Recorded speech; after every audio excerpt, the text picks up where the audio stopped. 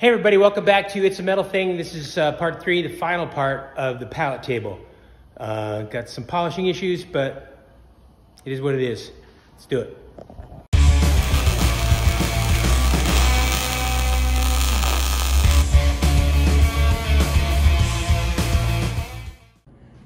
So I got these parts back from the plater. He's gonna pre-polish them before I weld them together. He ruined them.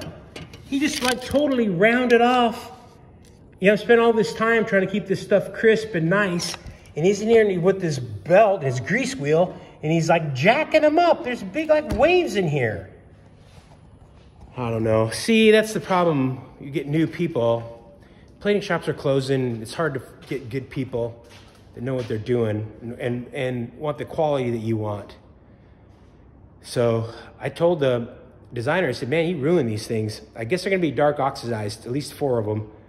But he's got to like tune those guys up, or just deal with the bad work you're getting. I mean, it's hard to find good work. I mean, you have to travel somewhere, and it just takes so much time, and it's not it's not cost effective. Anyway, I'm gonna weld those things up, and I pretty much don't really care anymore. I mean, I'm gonna do the best I can, but I mean, they're ruined. So it is what it is. Get after it. Okay, welding the handles on. When I bevel these or put these in the mill and mill these up, I left enough flat surface here so that when it was finished, this distance here would be the same as this distance here as a aesthetic. So I'm grinding these. I'm leaving the little very tip here because I don't want to, it's going to burn through a little bit or bleed in a little bit. I didn't want to do a bunch of grinding in there, so I left this like it is. I'll put a fat hot tack on here because I want it to seal this up. And then I'll come and I'll weld down here. This tack will keep it from pulling, and then I'll weld up. So I'm putting big welds on it. A couple reasons. With the V and everything, you don't really know if you're getting full penetration, so you got to make sure you get enough weld on there. You don't want to have to come back and fill, because every time you do that, you're grinding away the parent metal, the original metal. Trying to keep it as flat and straight as you can. Well, you see here, I can come back and I tack on the corners because the corners are so crisp that when you burn this in, it's gonna have a little melt away there. So I come back, I'll burn it, wait a second, and then put a couple tacks on there because I want to be able to just grind it once. This one, done. I was able to get in here with a file a little bit. That little seam there, it's not gonna be that big of a deal. You won't really see it, but it ended up nice and crisp. And you don't want any pinholes or any kind of where you didn't get full weld and penetration, because as soon as you do, if you have pinholes, they show up. This is the bottom. You won't see this. There's a plate that goes on here. You can either flip that over upside down. I actually made this the bottom. This is where the holes are going to be for the UHMW or the Delron. But there is these plates here are going to go on here, where the stone is going to be glued to. So I put that there so you wouldn't see it. I knew that was gonna be the situation. So I'm gonna weld this on later. This goes on like this. I don't know, is it going like this? I don't know which way it goes, I haven't figured it out yet.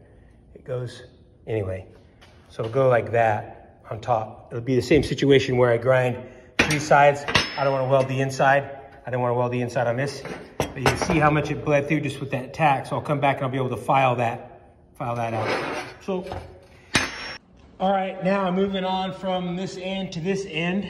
I radius these edges because it's what it calls out for the drawing. I messed up, I radius this back edge. I probably shouldn't have. So I'll have to weld down this surface here. So same thing, I'm just gonna put a fat tack here. Try not to weld in here. There will be a little bit of bleed over.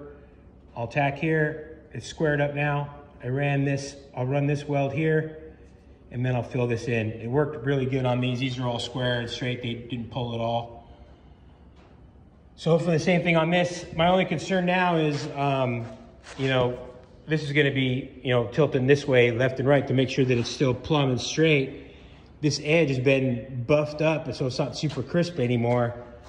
When I clamp it to the table, reference on that. But what we can do in the end is there's going to be some Delron rods sticking out like a 1/4 inch. So we'll shove the Delron in there, and then we can manipulate the the level, and then it's touching with the, by filing and smoothing out the Delron to get everything straight and square. So we'll weld these up, grind these up. I'll probably come back and chase some of the pinholes. It gets to a certain point where the pinhole is so small, sometimes what I'll do is I'll start the tack off the hole and then come to the hole. But if you keep doing that over and over and over again and try to fill in all the pinholes, you know, you start changing the shape, right? Because you have to remove, you just try to do the tack only, but then you got to come back and do like a smooth over the whole thing. So when I get to that point, and that's the tricky part about when you're doing plating, it's that pinhole you can't really see. A lot of times you won't see it because it's just kind of skinned over, but when you start polishing it, it'll break through. Really kind of an issue, but you just got to keep doing it till it's right. So if I find a pinhole, I'll come back with a TIG. I'll put the tungsten tip right there and just mash the gas, get a little, you know, burn out whatever is in there, and then put a little dab and come back with a 3-inch with 100 grit on it and smooth it up and not try to take off too much material. And then get it off to the plater. I got to weld the little metal on, the little sheet metal parts. They're gonna go on, and yeah, so that's next. Back on the pallet table, I welded all these up, got them ground up nice and crisp and smooth and square and straight. No pinholes that I can see. That doesn't mean that there's gonna be pinholes coming back. They'll look great till you start polishing on them, then they'll break through. The problem with that though is then the hole gets full of polishing compound and it causes an issue. So what I'll typically do is I'll take a drill bit, like a 1/4-inch drill bit, and I'll just put a little divot there, get fresh metal, give you something to build heat into, and then I TIG weld them. That doesn't mean they're going away. Sometimes it takes 2 or 3 times, which sucks. So this piece is welded on. This was some cold roll that I had. This is 2-inch by 4-inch. This is what he called out on the plans. He has this to scale. Where's that? Right here. So the blue part is the stone. This little dotted line is this piece here. He brought by the stone. So this is gonna end up being copper plated. We were gonna originally go brass, but brass is getting hard to find, especially in something larger like this. Going copper plating, what he had was a cool jade looking stone. It was like a green. It's gonna look good with that copper. I'm not sure what he's gonna do on the top though. You know, I polished the edges of those, the pallets, and he's gonna do that photo thing on top, but I'm not sure which one or what he's gonna do. So next I have these pieces. I cut these out with my plasma cutter. This was hot roll. It's a little bit thicker than that material there. I stripped the scale off with muriatic acid. It helps the plater, and it's for cleaner weld. And that way he doesn't have to dip this whole thing after it's all polished and everything back in the acid, because it'll just dull it up again. Plan is to put it on here, flush it up with this edge here. That hole will mark the center.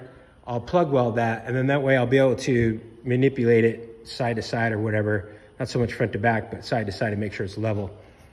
It doesn't have to come to the back here because he's gonna have that pallet. Hard to see on this photo, but it kind of floats away a little bit. So I think it's gonna be out here some. So this will work. So plug those. Oh, and I'm gonna TIG weld the back side. So I'll plug weld the top.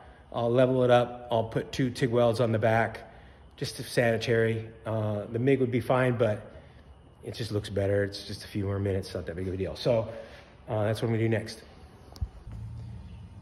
She's done. All crispy, smooth, flat, square, TIG welded. So back to the plater. Should be good. He needed 4. This is for, these 4 are for, he ordered 10. 4 of them are gonna go to a job that we've been working on for a while. It includes the curved glass sofa table with an adjustable table and the, I guess, coat rack, umbrella stand thing. Yeah, it's all part of the same job.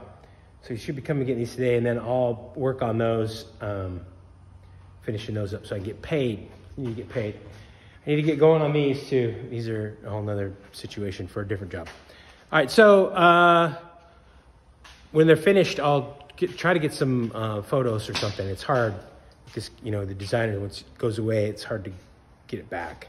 And they're not big on taking videos and stuff for me, so I might get a still picture. But that's pretty much done. That's the palette table. So if I do end up getting some video, I'll add it to the end. But if not, if you like the video, subscribe, check me out on Instagram, and It's a Metal Thing, and I'll catch you on the next one. Okay, here's finished tables. Turned out good. The plating didn't turn out as bad as I thought with that oxidizing on there. It hit a lot of the polishing issues, but yeah, happy with them. Pretty cool. So if you like the video, subscribe. Check me out on Instagram. It's a Metal Thing, and I'll catch you on the next one.